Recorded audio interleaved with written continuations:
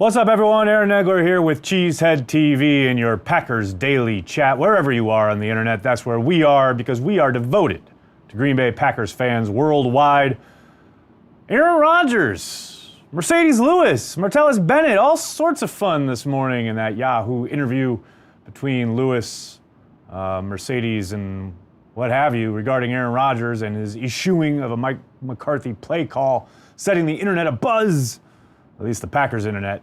The rest of the internet could probably care less. But started the day off on a fun note, and it's only been getting better since. Always great to see everyone jumping in the chat as they are right now. Zach, hello. Jesse, thanks so much for stopping by live. Ernesto says, good to see the Packers are one of the teams NFL.com mentioned as possible trade candidates for Antonio Brown. I'd be shocked, but you never know. Demario, what up? From sunny Southern California. Hello from cold New York City. Are you indeed a true detective? No, Jack. I am a fan of the show. Even season 2, which I know everyone hated, but I didn't think it was as bad as everyone made it out to be. Of course, it could never live up to season 1. Nothing ever was going to. Was it disappointing? Yes. Still a fine noir. And everyone piling on about how terrible it was. You know, you just don't watch it. It's not hard. I enjoyed it. And I'm really excited for season 3. Tulsa Packers, what's up, Tim? How are you? Ooh, there's a big question. Is Rodgers coachable? Whoo, doggy, that's a question. I would tend to believe he has to be. He has said many times that he wants to be coached. He likes being coached. He wants hard coaching, etc. Clearly, I think everything we saw kind of falling apart towards the end of Mike McCarthy's tenure had much more to do with McCarthy and Rodgers than it did just Rodgers. That's not to say that Rodgers is without blame or is not culpable in any way, but I think it was much more about the relationship and the coachability factor between McCarthy and Rodgers than it is Rodgers and anybody else in the league. Could QB1 work in a no-huddle offense like Manning? Roy, I believe he could, absolutely.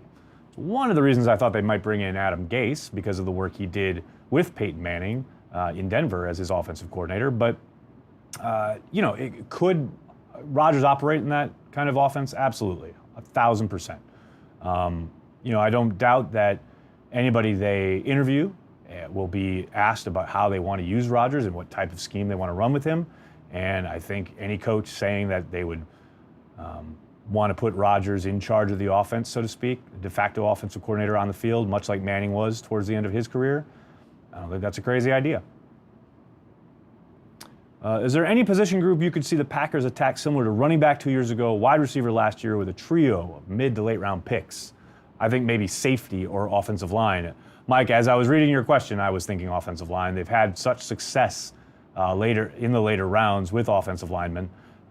I think there's a good possibility they look that direction. I think safety makes some sense, as you suggested.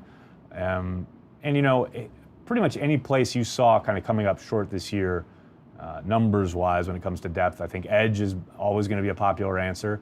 But again, as I keep saying, we have to figure out what kind of scheme they're running. Although it was interesting, Brian Gutekunst had an interesting, pretty thoughtful answer in his interview with Packers.com, which overall the interview itself was pretty milquetoast, but I do encourage everyone to watch it because it's the GM of the Packers making an actual public appearance, even though it's under the guise of the team website, which, we've just come out of a decade of Ted Thompson not talking to anybody at any time. So every little sliver, a little morsel of information you can try and get your hands on is always a good idea.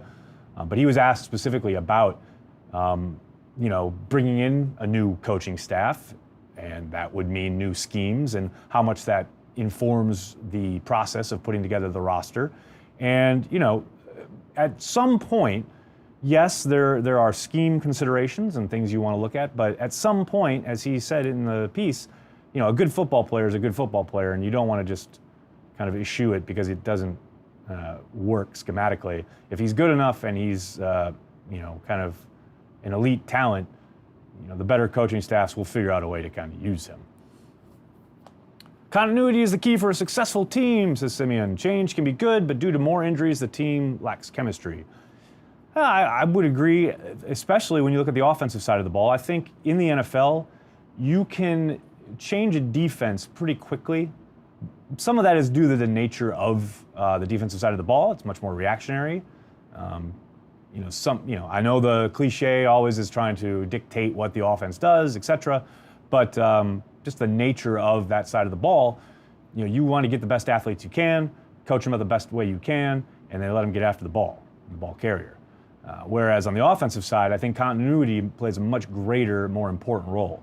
And I think that's a big part of why the Packers won so many games throughout the last decade, prior to these last 2 seasons, because they did have continuity on offense. And they did have a lot of people working together who had worked together year after year after year. Yes, injuries wrecked them this year in that regard. But this is the NFL, and it is, a professional football league, and you shouldn't have to just you shouldn't fall apart just because you have injuries at a position. The example I always point to is 1996. The Packers suffered a ton of injuries at the wide receiver position. Went out, got Andre Rison, got Don Beebe going, and they just kept rolling. Now they had a lull in the middle of that season, but the offense didn't completely stagnate.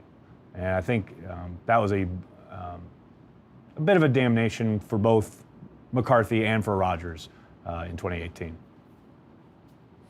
What are the chances the Packers hire McDaniels and then he goes ahead and hires Flores as his defensive coordinator? John, you can't dismiss the possibility. They've obviously been working together in that building in New England for a while and have a relationship there. Now, of course, the nature of that relationship is going to be entirely speculation, but yeah, I think you'd be silly to dismiss the possibility, that's for sure. Let's check out what's going on Twitter. So people are saying the old tweet machine. Paul starts us off with, what will be the first order of business when the new head coach is in place? Evaluation of coaches, players? Will he reach out to Rodgers? That's a really good question. Obviously it's kind of guesswork on my part.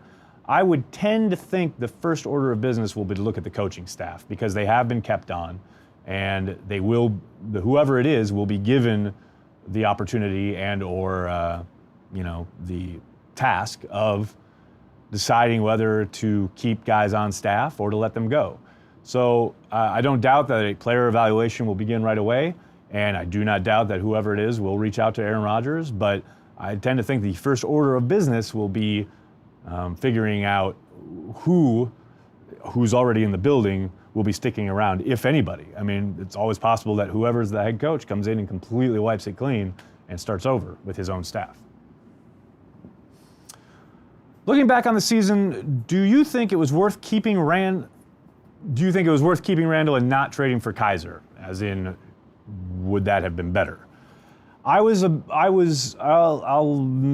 admit I was a bit shocked when the news came that they were trading him for Kaiser. I had heard at the Combine that he was on the block and that they had offered him up a couple of times in the offseason.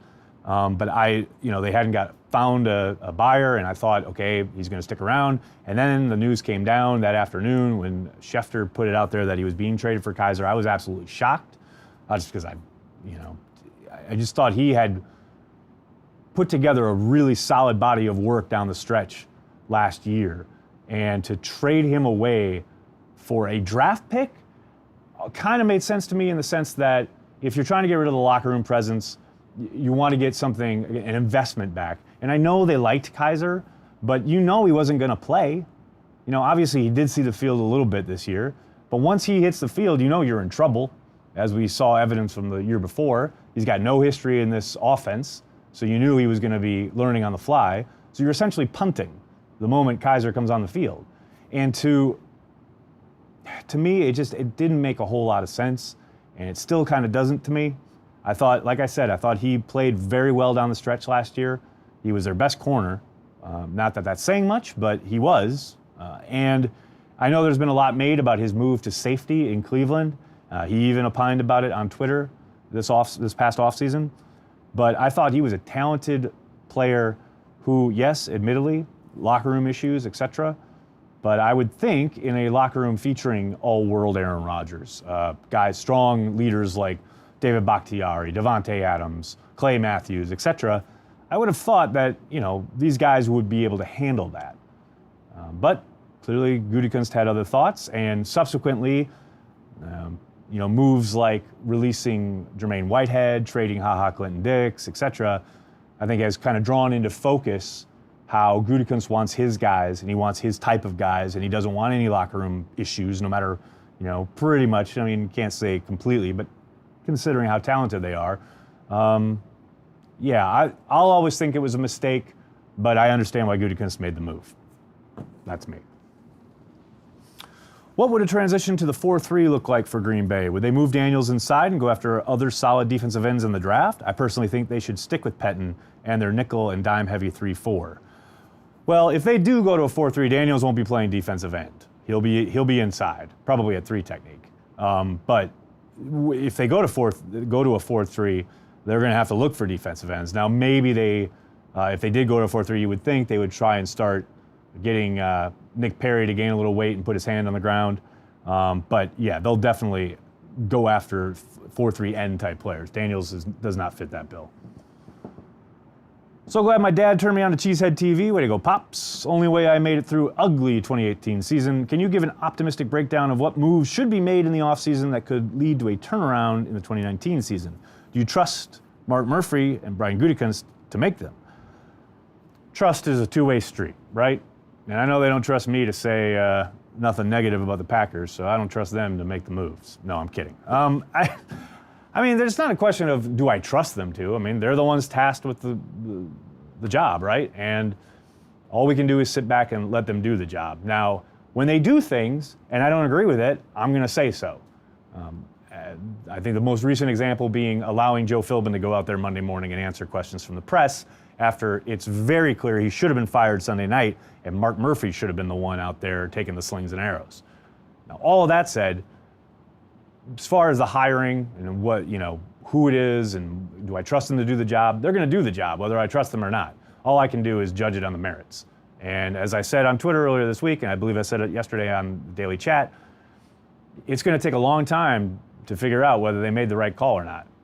It's not hiring a new head coach in the NFL is not it's not a snap decision. I know when they make the hire, people will either be very happy, very upset. They'll undoubtedly be given a letter grade from internet places all over the internet, but none of that means anything. All that matters are results on the field, wins and losses, and you're not going to know any of that and how that hire is playing out for at least months and months, if not a couple of years. So all you can do is have faith. All you can do is see who they pick, get behind it, and look for Gutekunst and Murphy to make the right moves. And as far as your question regarding what moves do they need to make, I mean, there's obviously a lot to be done. I think the number one thing they need to do is fix the offensive line, especially the interior. Way too much was wrecked on offense this year because they weren't able to block stuff up. That, to me, is the number one thing that has to get fixed this offseason. Now, that can be done in a lot of different ways. Doesn't mean they have to go spend a ton of money in free agency, or spend early round picks on offensive linemen, etc. But that is certainly a priority. Back to the chat. See what's going on over here with you crazy people. Any word on Rodgers' concussion? DeMario, I haven't heard anything officially, but there was a disc golfer, I believe, in California who ran into Rodgers at the grocery store. So I guess he's out and about and doing okay. Why don't the Packers announce when they have completed a head coach interview? Oh, because they're just, don't get me started on their video and social and everything they do over there on the media side. I don't know. Why don't they do it? I have no idea. Everybody else in the league does it. Everyone else in the league really enjoys connecting with their fans. But, instead of doing that, something in real time that would connect their fans to the franchise, today they announced and launched some kind of new Packers perks program, some rewards program that apparently has a strong social component. So I encourage everyone, when they hashtag GoPackGo, to also hashtag CheeseheadTV, so that whatever they're doing there with their rewards program, CheeseheadTV is part of it. That's my humble request. Just have a little fun with it. But yeah, why they don't do that, I have no idea. I mean, it's so secretive. Everyone knows they're talking to Josh McDaniels and Flores today. You saw earlier Flores was talking to Miami, and the Dolphins tweeted out, "We have completed our interview." The Titans did that a couple years ago. It's like, that's what teams do. The Giants have done it. Like, everybody does it except for the Packers. Well, not everybody. Most teams do it except for the Packers, because they're just the Packers. I don't know. I get this all the time. Who can fire Mark Murphy? Riley, that's, it's not as cut and dry as, there's certainly no one individual who can do it. It would have to be a decision convened at the executive committee level. They would have to recommend it to the board, and then the board would vote on it. Now, that's a lot of people having to get together and decide that that's going to happen. And it has never happened in the history of the Green Bay Packers. And no matter what happens, at least during the length of Murphy's contract, I can't believe it's going to happen anytime soon. Even with all the kind of turmoil around the team at the moment, if you draw back and look at the job he's done as far as Titletown, ensuring that the franchise is vibrant going forward, etc., he has done a very good job in that aspect. Now, this is his first year in charge of the football side and being hands-on with the football side. So they're going to take a 30,000-foot long view here, and they're going to allow him to make this choice for head coach, and they're going to let it play out. They're certainly not going to turn around just because they've had an embarrassing loss against Detroit and because they've had a couple rough years. They're not going to turn around and fire the guy. At least that's my feeling. Now, maybe they surprise us. Maybe there are a number of executive committee members sitting around going, I can't believe this. And they are doing something in secret that no one knows about, but I highly doubt it. What do you think about Equanimeous St. Brown, Chris? I thought he really came on toward the end of the year. I was sad that he had to sit out that final game, the final couple games. He was really starting to get it, especially after the catch. I thought he did a really good job setting up his blocks with the ball in his hand. And you sure saw Rodgers start to lean his way down the stretch a little bit more than MVS, although I'm not going to sit here and say that one is clearly ahead of the other developmental-wise. They're both got a big key offseason coming up here where they got to get the work done on their own end because they are competing not only with each other but with everybody in that wide receiving core. But, yeah, it's very promising. He looks to be a bit of a steal if he continues on the trajectory he's on.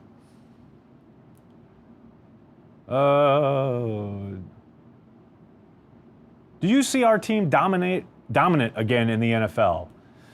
Anthony, TBD. They are at a crossroads. There's no doubt about it.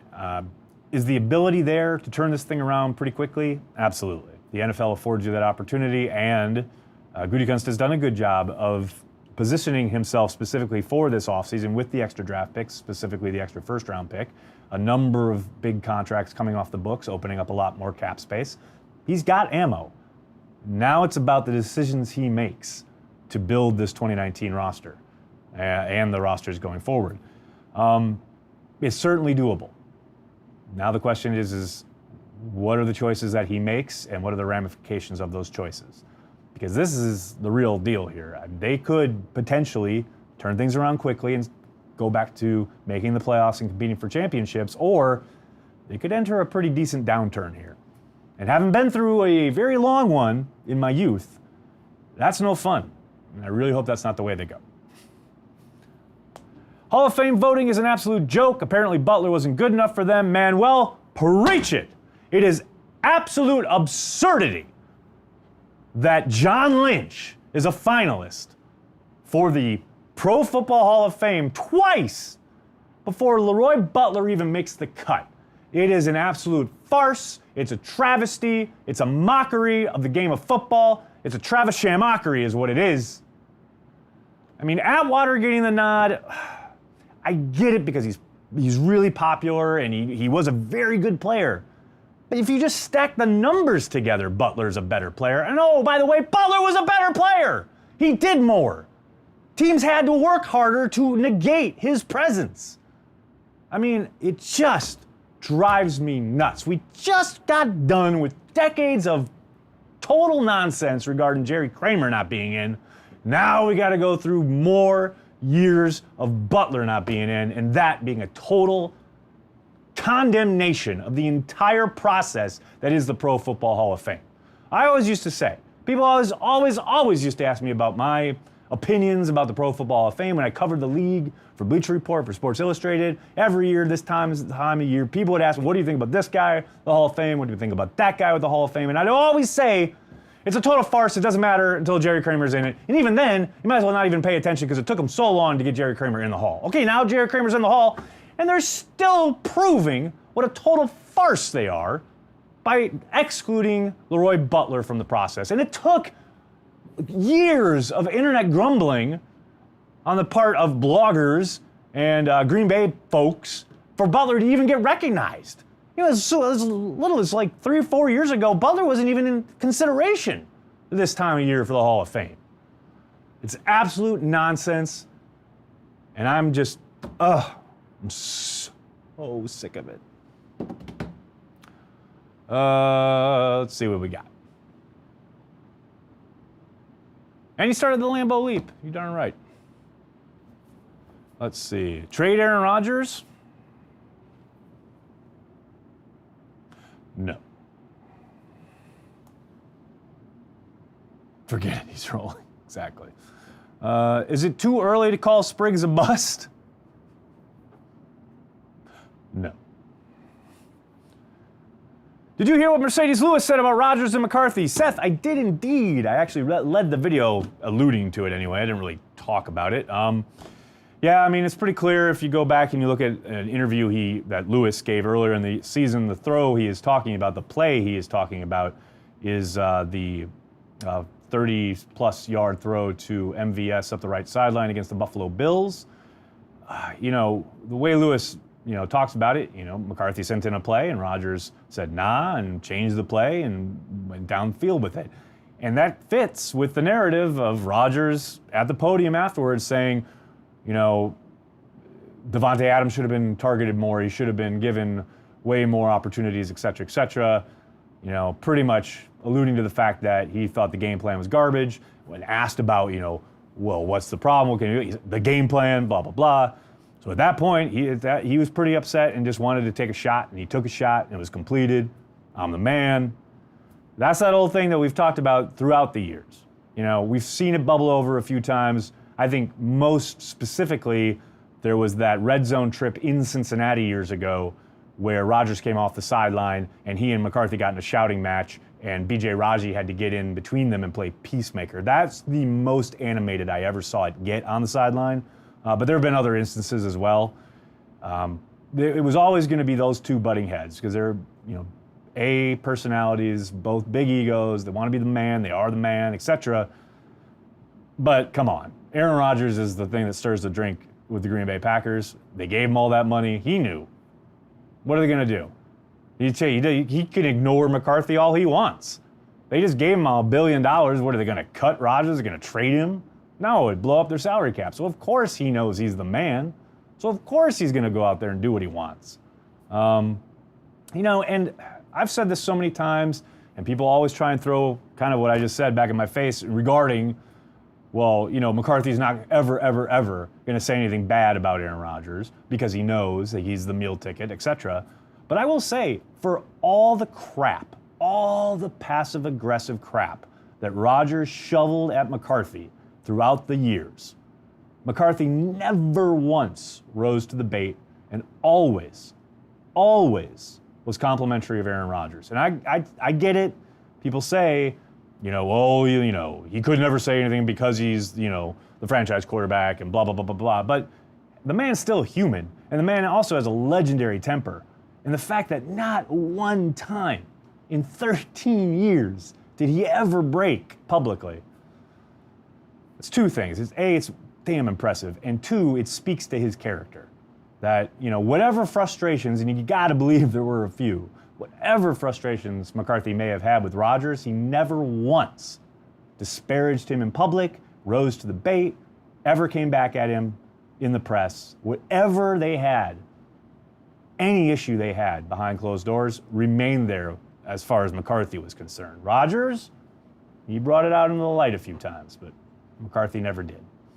All right, I'm gonna jump. Thanks a lot, everyone. I'm sorry if I couldn't get to your question. Thanks a lot for joining me here on the Packers Daily Chat. No Madden preview today because the Packers are done. We may do one later on in the playoffs and or for the Super Bowl. So make sure you're sticking here with Cheesehead TV. We'll be doing daily next week.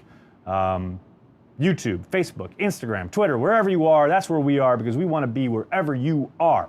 Green Bay Packers fans all over the world, we are dedicated to you. Thank you so much. Have a great weekend, everybody.